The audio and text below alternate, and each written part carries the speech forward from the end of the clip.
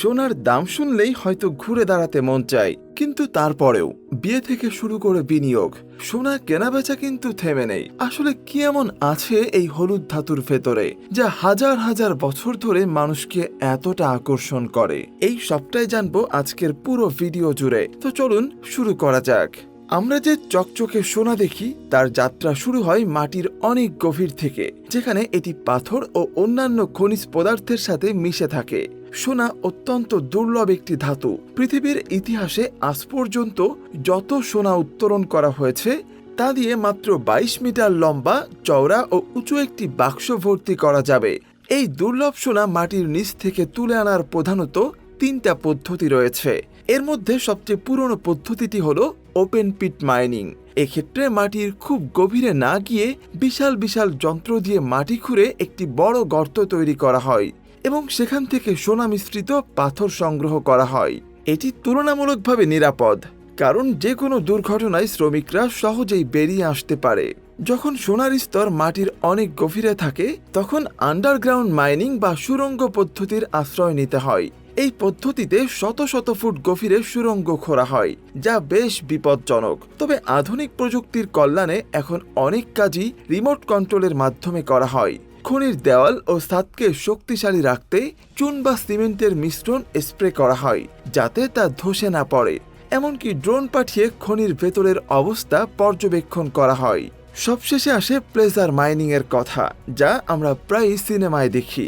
অনেক সময় নদীর স্রোতে সোনার কণা বালির সাথে মিশে যায়। সেই বালি চালুনি দিয়ে চেলে পানি দিয়ে ধুয়ে সোনা বের করা হয়। খনি থেকে পাওয়া সোনা মিশ্রিত পাথরকে বলা হয় আকরিক, যা সরাসরি ব্যবহারের যোগ্য নয়। এই আকরিককে প্রথমে একটি কারখানায় নিয়ে যাওয়া হয় এবং সেখানে বিশাল ক্রাশিং মেশিনের মাধ্যমে সেগুলো ভেঙে একদম গুঁড়ো গুঁড়ো করে ফেলা হয়। এর উদ্দেশ্য হলো পাথরের ভেতর আটকে থাকা ক্ষুদ্র ক্ষুদ্র সোনার কণাগুলোকে মুক্ত করা। এরপর শুরু হয় রাসায়নিক প্রক্রিয়া। একটি পরিচিত পদ্ধতি হলো সায়ানাইড ব্লিচিং। এক্ষেত্রে গুঁড়ো করা আকরিকের উপর সায়ানাইড মেশানো পানি স্প্রে করা হয়। সায়ানাইড অন্য সব খনিজকে ছেড়ে শুধু সোনাকে গলিয়ে নিজের সাথে মিশিয়ে নেয়, যা পরে আলাদা করা হয়। তবে সায়ানাইড একটি ভয়ঙ্কর বিষাক্ত রাসায়নিক হওয়ায় এই পদ্ধতিটি পরিবেশের জন্য অত্যন্ত ক্ষতিকর। এর একটি নিরাপদ এবং আধুনিক বিকল্প হলো সেন্ট্রিফিউজ মেশিন। এটি একটি ঘূর্ণায়মান যন্ত্র যার ভেতরে আকরিকের গুঁড়ো রেখে প্রচণ্ড গতিতে ঘোরানো হয়। যেহেতু সোনার ঘনত্ব অন্য যে কোনো খনিজের চেয়ে অনেক বেশি, তাই ঘোরার ফলে ভারী সোনার কণাগুলো একা একাই আলাদা হয়ে মেশিনের নিচের দিকে জমা হয় এবং হালকা বজ্র পদার্থগুলো উপরের দিকে চলে আসে। মাধ্যাকর্ষণ শক্তিকে কাজে লাগিয়েই এই মেশিনটি সোনা ও ময়লাকে আলাদা করে ফেলে। আকরিক থেকে আলাদা করার পরেও সোনা পুরোপুরি খাঁটি হয় না। একে একদম নিখুঁত অর্থাৎ 99.9% খাঁটি করার জন্য আরও উন্নত পরিশোধন পদ্ধতির সাহায্য নেওয়া হয়। এর মধ্যে অন্যতম হল ইলেকট্রোলিসিস।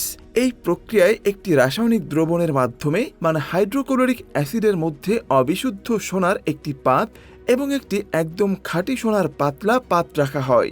এরপর বিদ্যুৎ চালনা করলে অবিশুদ্ধ পাত থেকে খাঁটি সোনার কণাগুলো ছুটে গিয়ে খাঁটি পাতের উপর জমা হতে থাকে, অনেকটা চুম্বকের মতো। এই পদ্ধতিতেই সবচেয়ে খাঁটি সোনা পাওয়া যায়। আরেকটি পদ্ধতি হলো মিলার প্রসেস। এক্ষেত্রে গলিত অবিশুদ্ধ সোনার মধ্য দিয়ে ক্লোরিন গ্যাস চালনা করা হয়। ক্লোরিন গ্যাস সোনার সাথে মিশে থাকা অন্যান্য ধাতু যেমন রূপা বা তামার সাথে বিক্রিয়া করে একটি আস্তরণ তৈরি করে, যা পরে সহজেই তুলে ফেলা যায়। এই পদ্ধতিতে 99.5% থেকে 99.8% পর্যন্ত খাঁটি সোনা পাওয়া যায় এবং এটি ইলেকট্রোলিসিসের চেয়ে তুলনামূলকভাবে কম ব্যয়বহুল। সোনা যখন একদম খাঁটি হয়ে যায় তখন তাকে প্রায় 1064 ডিগ্রি সেলসিয়াস তাপমাত্রায় গলিয়ে টকটকে তরলে পরিণত করা হয়। এরপর বিশেষ পোশাক পরা কর্মীরা অত্যন্ত সতর্কতার সাথে সেই গলিত সোনাকে বিভিন্ন আকারের ছাঁচে ঢেলে দেন, যা ঠান্ডা হয়ে সোনার বার বা বিস্কুটে পরিণত হয়। প্রতিটি বারকে ঠান্ডা করার পর তার থেকে একটি ক্ষুদ্র নমুনা নিয়ে ল্যাবে পরীক্ষা করা হয়, যাতে এর বিশুদ্ধতা নিশ্চিত করা যায়। একবার গুণমান নিশ্চিত হয়ে গেলে প্রতিটি বারের উপর একটি ইউনিক সিরিয়াল নাম্বার এবং প্রস্তুতকারক কোম্পানির চিহ্ন খোদাই করে দেয়া হয়। অনেক সময় এই খাঁটি সোনার বার ব্যবহার করে মুদ্রা বা গয়নাও তৈরি করা হয়। যেহেতু 24 ক্যারেট বা একদম খাঁটি সোনা খুবই নরম হয়, তাই একে টেকসই করার জন্য এর সাথে সামান্য পরিমাণে তামা বা রূপা মেশানো হয়, যা দিয়ে আমরা 22 ক্যারেটের সোনা পাই। এরপর সেই মিশ্রণকে নির্দিষ্ট আকার দিয়ে তাতে নকশা খোদাই করে মুদ্রা বা গয়না তৈরি করা হয়।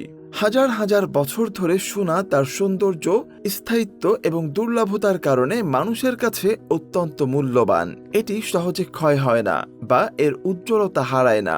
বিশ্বের প্রায় সব দেশের সরকার তাদের কেন্দ্রীয় ব্যাংকে অর্থনৈতিক স্থিতিশীলতার প্রতীক হিসাবে সোনা রিজার্ভ করে রাখে।